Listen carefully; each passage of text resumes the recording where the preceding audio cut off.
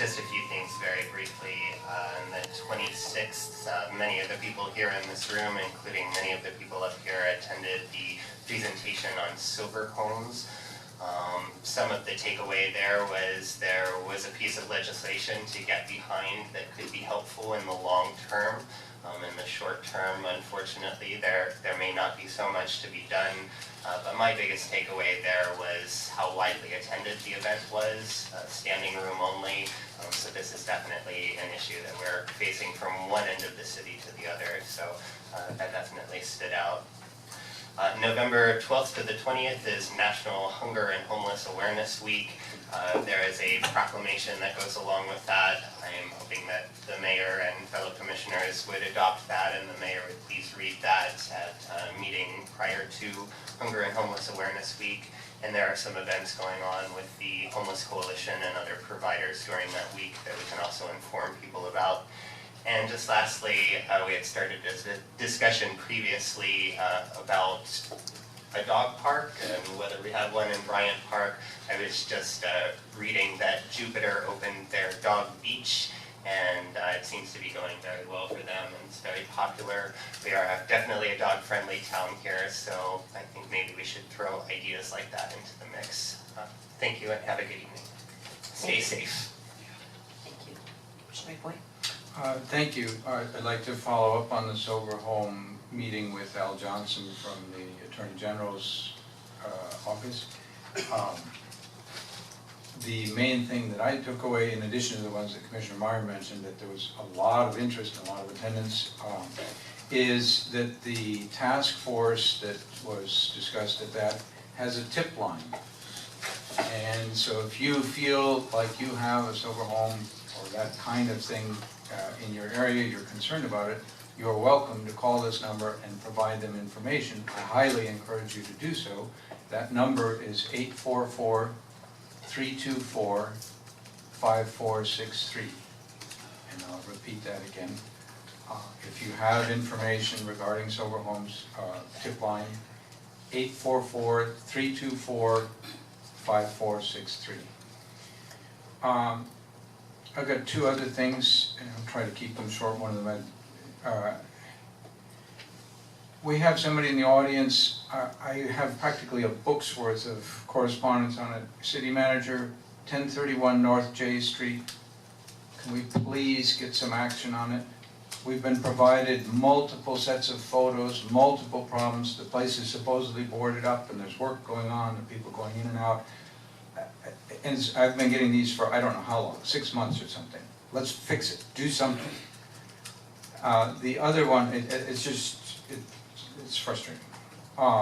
Find a way, and I guess that would a little bit go to PVSO to keep an eye on that one also if possible. 1031 North J Street, and I'm sure there are others, but fortunately we have an active citizen who's keeping an eye on that one, lets us know. The other thing that my phone is smoking on lately is I'm getting lots and lots of calls and emails about the effort to put mid-street streetlights out. And I'm getting lots of people who are very unhappy that there doesn't seem to be a procedure in place to make sure that people are on board with getting that. I don't think with the hurricane coming, now is the time to discuss it, but I clearly think that there are lots of people who value not having mid-street lights and do not appreciate that they have to work very hard to avoid getting them. So we need a procedure to deal with that, because that's a big deal for people. That's it. Thank you. Vice Mayor? I'd like to comment on the light situation as well. We need to have a clear and concise conversation about what the protocol is, because my understanding was that staff would be installing, or the program would install these lights and replace lights that were knocked down or absent through other storms or disrepair, whatever the case may be. I'm becoming increasingly disturbed and concerned about individual elected officials directing staff to not install lights at certain residents' homes. That is not their purview, and that's not something that they should be doing. They should not be dealing directly with staff like that.